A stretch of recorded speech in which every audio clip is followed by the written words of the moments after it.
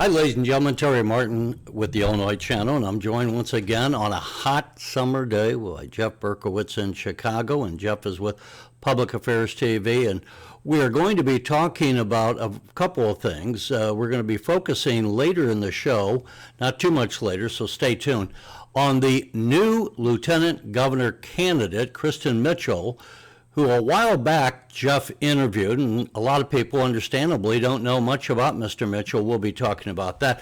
But Jeff, I wanted to start off by talking about what happened in the last week. And the President of the United States and the Congress barely passed the so-called big, beautiful bill, which, among other things, is going to make sure that the people are not going to be paying these higher taxes they would have been paying if the president had not passed that big, beautiful bill and signed that into law, which he did. And the thing I would say, Jeff, is, and this kind of applies not just about the president, but it applies about the political parties and the divergence of what they're going in that, first of all, Trump continues his winning ways, as I would say, and this is a little dated, this even with all the winnings that are noted on here.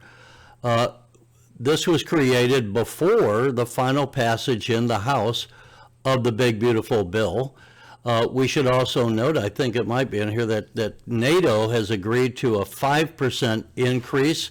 Nobody was ever talking about increasing NATO defense contributions before President Trump started saying, hey, let's start going. And so they went from a 2% of GDP to now 5% of their GDP. But it's just been, I would say, objectively a remarkable 6 months of President Trump in office and all that he has accomplished, including, of course, wiping out Iran's nuclear facilities. I think this matters for the midterms coming up hugely. But okay, so with that, what's your read? Yeah, but before I go on the negatives and the other side of the coin, let me just mention, you mentioned the not the pick by J.B. Pritzker for his light gov candidate when he runs for governor and re-election for governor in 2016. Let me just mention, we'll be talking, folks, about that matchup between what looks like Ted Dabrowski and let's not jump. Let's focus on the top issue here first. Let me just let them know that will not just be Pritzker-Mitchell, but talking about Pritzker and how that matchup what that matchup looks like with Dabrowski. Jeff, this is what I'm talking about. With Trump, if Pritzker's going to run for president, then what's happening now with Trump is going to really matter. What's happening at the midterms is going to really be tied to what happened in this last week, because Trump is setting up his foreign policy, he's setting up his defense policy, he's setting up wins now on the economy. The stock market's at all-time highs. He not only guaranteed the tax cuts, he's extending the tax cuts to blue-collar workers, no tax on tips, Terry, on Social Security, and on overtime. Can I have like 2 words? Yeah, but I want you to focus on this first issue before we go into the other. I'm trying to. I just was reminding people, okay? So now I'll respond to your point. All is wonderful. The midterms are coming up. Trump will surely do well, it sounds like you think. The House will surely stay Republican, even though they only have a 3-seat margin now. So they lose 3 or 4 seats, they're in big trouble. They probably won't lose the Senate, but that's possible. And how could that happen, people say? Because you've listed all of these successes, all of these victories. Why wouldn't people just give the Republicans another 15-vote margin, so they can have a workable margin for legislating? Well, why that might not happen is because maybe they won't handle the Medicaid issue well. And that'll tie in when we talk about the Pritzker-Dabrowski matchup and the Porter, whoever the Dem is matchup. These things are going to be very related, as you point out, okay? State and national. So you're saying the Democrats will say, as they have been saying that you're going to be throwing people off of Medicaid. Is that what you're saying? Yes, and And isn't by it Jeff, terrible? let me ask you, who are these people that are going to be thrown off of Medicaid? Well, some people, I think the Republicans will rightly point out, if people are not citizens of the United States, they're not supposed to be on Medicaid. They're Now, not they may show supposed up to be at a on Medicaid. I hospital. want to make this clear. The people that are Oh, going to be thrown off Medicaid are non-citizens of the United States, number one. Number two, those who are people who are young and can go out and get a job, they have to be showing that they're looking for a job if they want to continue to get Medicaid. Or they can and they have volunteer. another, If they can't find a job, they can right, volunteer for a nonprofit. They have to do for something. They 20, can't play video games in their parents' basement. 20 hours of community service, not 40, which you might expect for So working, they just they could 20. do the 20 hours of community service and go out and still look for a job with the other 20 hours in the work week. And the looking for a job requirements are not dramatic, okay? It's not like, what are you doing today? What did you do yesterday? No, it's like checking in a few times a year. And here's how somebody from the Shriver Center discussed this on a local public TV station this week, uh, opposite Ted Dabrowski. And he was saying, oh, Ted, it's going to be so bad, because just because they couldn't do the paperwork, why didn't somebody call them and say, let me help you fill out the paperwork? Let me help you be dependent on government more. Let me make sure you get to stay on Medicaid. We went in COVID from 1.8 million in Illinois to 2.8 million, and we're stuck at 2.8 million. Even though COVID's gone, even though the jobs have come back, people who have higher incomes and have jobs, they're still somehow on Medicaid, okay? Or if they don't and they're not looking, they're able-bodied. But this is This why argument I has would to be say the made. Democrats can go out and make this Medicaid argument. I don't think it'll be very effective for the reasons we're saying, because the American people voted overwhelmingly to seal the border, and they support, the poll shows support, overwhelmingly the president removing the illegal immigrants from the country. And by the way, talk about winning. Look at what the president has racked up, one win after another in the Supreme Court, where the Supreme Court of late has been overruling the appellate courts and these judges who have been trying to limit what Trump is doing. And they're having their legal ears whacked by the Supreme Court that says, no, the president, in fact, just yesterday, that said the president can fire quite a number, the people he wants to fire in the executive branch because he is the head of the executive branch. Right, but for every loss, there's another. You think they want on no nationwide injunctions? Well, then the local federal district court pops up and tries to extend it, and that's got to be appealed. Terry, it's on and on and on. And Terry, you say everything's so wonderful. Elon Musk, who financed much of that last campaign for Trump, he's out of here. The richest man in the country, out of here. Out to muck around and do You know, God knows look, what. in the big Okay? scope of things, that's not going to matter too much. Trump would have won Money, without money Musk. matters, Terry. Money matters. Trump Richest had man in money. the Trump world. would have gotten money. People wanted they did not want Kamala Harris. One can only imagine how bad the United States would be now if Kamala Harris. Nothing of these positive developments in the last 6 months that have happened would have happened. Iran would still have try their this nuclear one. capabilities. Okay, The border while would you're still be waxing open, eloquent, and the Terry, while flood would you're have only waxing grown. Go ahead. waxing eloquent on how wonderful it is for Well, it's Trump, just a there's some fact. I other mean, the danger. fact is, these are Terry, stop, accomplishments. stop.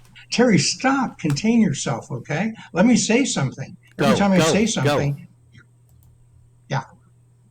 So there's the immigration issue, Terry. Is that being handled well? We had 8 million or so immigrants, many unvetted, come in under Biden. So we have a lot of problems in the interior.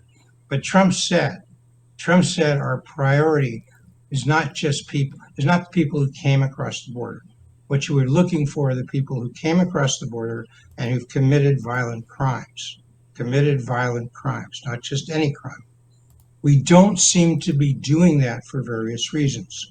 Okay, there seems to be division with Stephen Miller and others saying, let's just go and rack up the numbers. That's what people are saying, and the Miller's pushing for that. And then the Trump every once in a while says, in contrast to Stephen Miller, he says, well, we like our farmers. And the farmers, in order to get the crops out, they need these illegals. So maybe we'll go slow on that. And we like our hospitality industry. And they need these illegals to work in that. So maybe we'll go slow on that. That's a confusing message, Terry. I don't think that's going to be their message.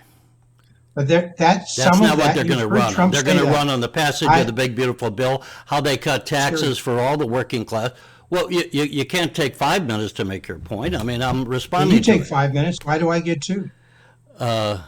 I wanted to include, before we move off of this, we have, speaking of the big, beautiful bill, now this is, it says down there in the yellow, hard to read, this is the projections of the House Ways and Means Committee Chairman, Jason Miller, a representative from Missouri, that he says the GDP would increase to 5% in the short term. I think those are high, 3.5% long term. But what he is trying to pitch here is that there's going to be a lot of positive economic developments, which I would agree, because you're going to be putting more money back in the hands of the consumers, and that'll help. 60-something% of the economy is driven by consumer spending. So if the economy does grow, even at 3%, and by the way, the Congressional Budget Office, which is never correct in my estimation, has their projections of economic growth at 1.8%. But if the real economy grows at 3% or more, I mean, this is going to be a great tailwind for the Republicans running to take and keep control of the Congress, the House, and Senate next year. Right, and 3% would be great, and 3% would be helpful to Republicans running in the midterms. So we'll see if that happens.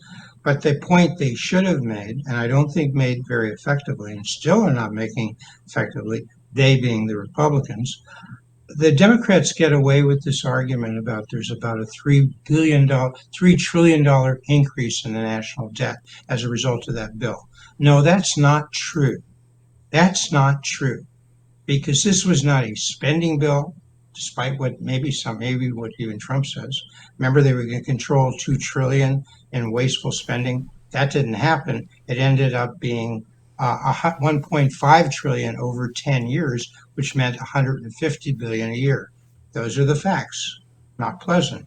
But the fact they should make, since it was a tax bill, if, as you pointed out earlier in the show, if they hadn't passed this bill, if the Republicans hadn't passed this bill, taxes would have returned to their pre-2017 level. That is, before we cut them in, before they were cut in 2017, they were higher and they were cut, they would have gone up.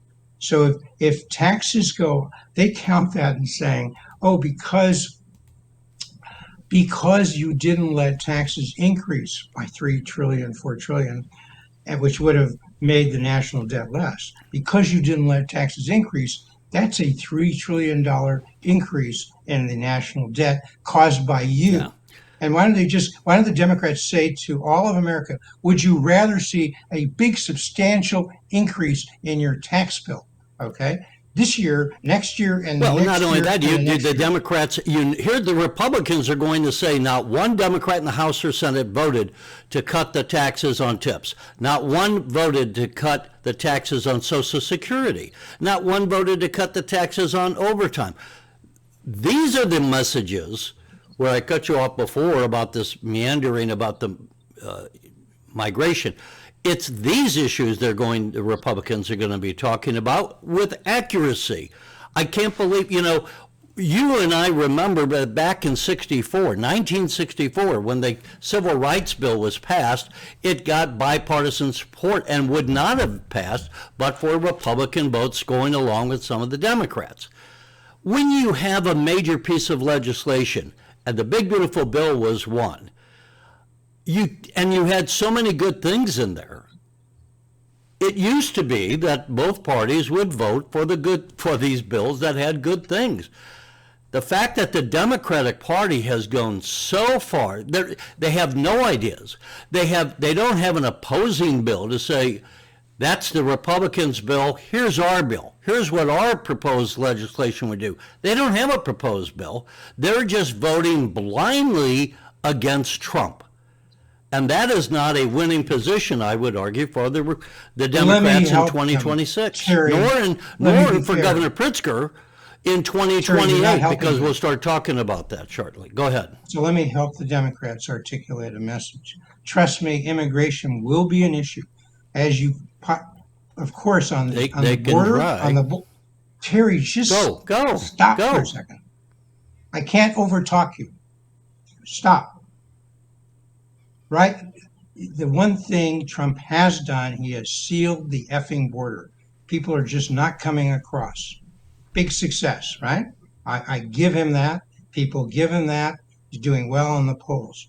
What they don't like what's happening by ICE and dealing with immigrants. They don't think they're getting at the criminal element, the violent criminal element. And let me give you an example of what the people are hearing here in Chicago, maybe not where you live. So you just heard yesterday with a big emphasis on there were ICE people showing up at a Puerto Rican, I don't know, not for profit in Chicago. And as you know, Terry, Puerto Ricans are citizens of the United States, number one. So if it's a Puerto Rican event, there's likely a good chance that there are a lot of folks who are legal citizens there. And you're not going to find a lot of illegals if you focus on that Puerto Rican nonprofit. That was number one. So they show up in the parking lot, these ICE folks, 8, 10 cars, and they're just there. They don't announce themselves. Nobody knows what the hell they're doing. This is not a government entity. This is a not-for-profit. What are they doing there? And then they go knock on the doors. Can we use your bathroom? What the hell are they doing, Terry? I won't go through the whole report, but this is not winning over. You got to remember, Trump won big with the Hispanic community. Okay? They're not for illegals All right, coming so in. look, we'll be doing a lot of talking on the election, but Yes. let's talk about what's coming up as far as the third term for Governor Pritzker. And what has really, some of the big news locally is that Juliana Stratton, who is the current lieutenant governor, will not be on the ticket for Governor Pritzker's run for a third term. Instead, it will be Pritzker-Mitchell, who is a former state representative. He was only in, I think, about one term, maybe two. So he was not long in the legislature. But when Governor Pritzker first became the governor, he selected Pritzker-Mitchell as one of his deputy governors. And so Pritzker-Mitchell has been behind the scenes. I would argue in favor of the lieutenant governor candidate, Mitchell. He now, having served as deputy governor, along with his tenure in the House, in the Illinois State House, that he has far more actually experience to be lieutenant governor than Juliana Stratton had, who had only served one term in the Illinois House when she became lieutenant governor. But Jeff, when we talk about your public affairs TV, a lot of people may not be familiar with it, but you've been doing this for years. And one of the people you interviewed, and you would do your half-hour interviews without commercial interruptions, was Pritzker-Mitchell, who you interviewed in September of 2014, so 9 years ago. And we have some clips from that we want to play. Do you want to say anything prior to playing some of these clips? As far as, tell me what your impression is or was of him after having, done some work with him on camera. Well, look, back then in 2014, he was 27. A young guy, a very young state rep, University of Chicago graduate of the college, articulate and thoughtful, and even somewhat of a supporter of choice. At that time, he was supporting charter schools. The teachers' unions came after him for supporting charter schools. He didn't support vouchers, but he did support charter schools, somewhat similar to Barack Obama. And so I give him that, but we'll see in the discussion, he doesn't quite answer the question even then. He doesn't deal with the issue. This is in 2014, which I cited to him from Democrats telling me, Robin Staines, Heather Staines, both Democrats, one a state senator, one working for nonprofits, that 20% of the blacks at CPS were reading at grade level, 80% weren't. Hispanics, a little better, not much, both bad at math, and he did not have an answer for that. People can watch our discussion, and we'll come back on the You other want side. to, you and want to start discuss it with the more. vouchers? Yeah, let's start with the vouchers. Let me just, before we play it, I would say I haven't had extensive interaction with him. I covered him some in the State House. My impression of him is that he's an intelligent man. He's articulate. I think for Governor Pritzker, he's a reasonably good choice. It was kind of a surprise to me. But that said, let's take a listen to you asking him about what he thought on school vouchers, and here's what he had to say. This is, by the way, folks, close to 2-minute bites. So, but go ahead and listen in, because you're not going to get this coverage elsewhere. At least give the kids in the schools that are failing the opportunity to benefit from competition. That means tomorrow they can benefit. Tomorrow they can take the $13,000 and leave. Tomorrow, if there aren't those 10,000 slots that I talked of, and there are 20,000 who want to leave, tomorrow somebody can build a school, can give them a classroom. We have to, all Which I'm once saying again is requires money. No. It requires just giving them. You don't understand. I said take the 13,000. I used to do this with a backpack, and I'd put the 13,000 that we spent. I say it's 15, you say it's 13, fine. Assuming arguendo, you're right. Take the 13,000, put it in the backpack, give every parent a backpack. If the kid leaves, Jeff, if the kid leaves, out goes the backpack, out goes the cash. And you say you have to preserve the public schools? Those no, are we have to dollars. preserve the kids who are We do have to not do learning that, how to read. but they go home, Jeff. And if there's no investment in their community, if there's no investment in the brick and mortar, in the jobs, and the institutions, and making sure that we have cops on the street, for the folks who come into the city of Chicago and work, the bottom line is this. You come in on roads that we pay for with our public dollars. You get your goods to and from market with those same things. You expect your customers to have money based on the jobs they have from the education that they've received. You've got to be willing to invest in that. And if you do, we will see results over time, not tomorrow. We have to do this right. Just because it's emotional, just because we're all hurting, doesn't mean we can be knee-jerk and make public policy decisions that are going to be harmful in the long term. I would say there's no evidence that what I'm suggesting is harmful. There's lots of evidence. There's plenty. Let me finish. I let you speak. Yes, sir. There's no evidence that's suggesting that suggests what I'm saying is harmful. There's no evidence that vouchers don't work, especially when, and we've almost never tried it, a fully funded voucher. So, Jeff, that was from September 2014. What else, if any, do you have to say about those responses? Well, just people can see this is Christian-Mitchell. Everybody, all the Democrats after he was announced said, oh, this is wonderful. This is a great choice. He was in the legislature. He was a deputy. He was governor, so he was executive. What has he done in his 38 years? Has he ever spoken about the issue we were talking about? Only because I raised it there. Has J.B. Pritzker ever talked about 20% or fewer blacks read at grade level at CPS around the state of Illinois? Have they both ever talked about only at best 40% of all of our 2 million public school students read at grade level around the whole damn state of Illinois? Not one effing minute. 7 years there for Pritzker. That's my point. He went through it. He never answered that question. I said, here, give him the 15,000, which is what we were spending then. Now it's 30,000 at CPS, and let the parents choose. We've never done that. We've never tried it, and he's not ready to jump in. He's not ready. All I'll say, watch. I agree with you. It would have been great if he had had some real-world experience, but he's been predominant. No, Terry, let me finish for a Go change. ahead. Coming up, when they see Pritzker battle Ted Dabrowski, I predict Dabrowski. Who is Ted will be the Dabrowski? nominee.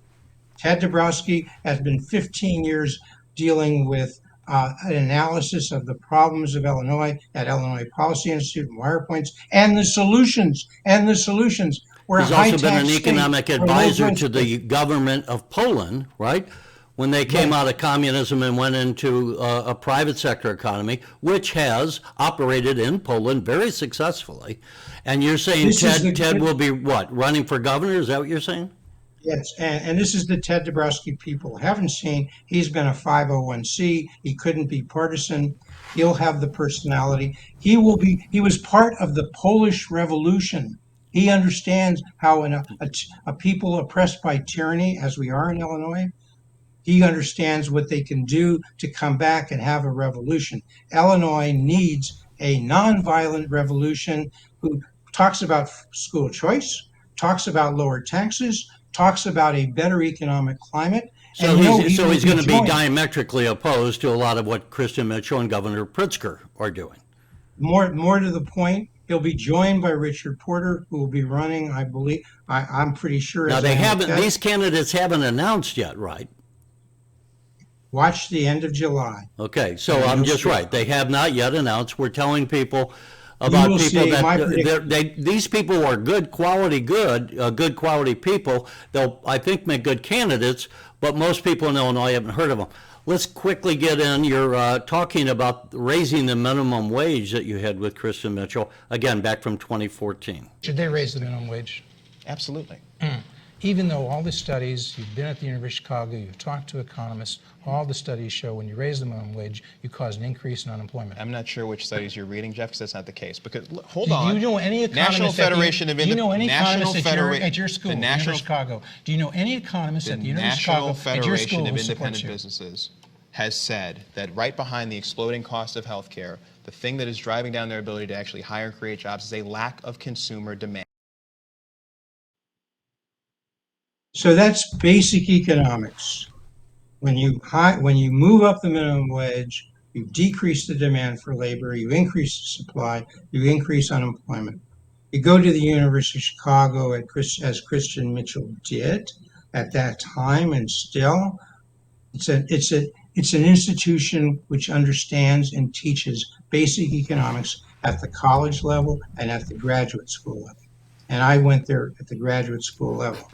And Mitchell is denying the basic econ. And I said, give me one economist you're an alum from U Chicago who agrees with you. He couldn't do it. He couldn't do it. We'll see if somebody pushes him on that because, it's the tone. It's not just the minimum wage.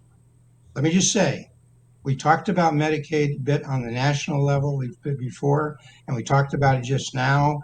And that's going to come up in the state and in the nation because people are going to want to know. We want to help the people who are disabled. We want to help the mothers who are pregnant with kids or But this about goes be to that kids. national issue. We don't want to be helping illegal immigrants who are getting Medicaid over helping Americans who need this help, right? And let me just point out, we are a charitable country. If an illegal immigrant shows up at a hospital and there's an They're emergency, they're treated. They're not turned away.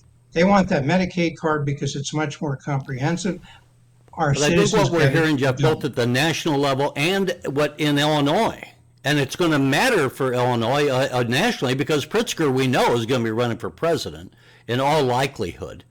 So this whole issue is the Democrats want to continue spending more and more, and the Republicans are trying to put their foot on the brake on the growth of government because they often cite this 37 trillion growing national debt, which is going to crush us.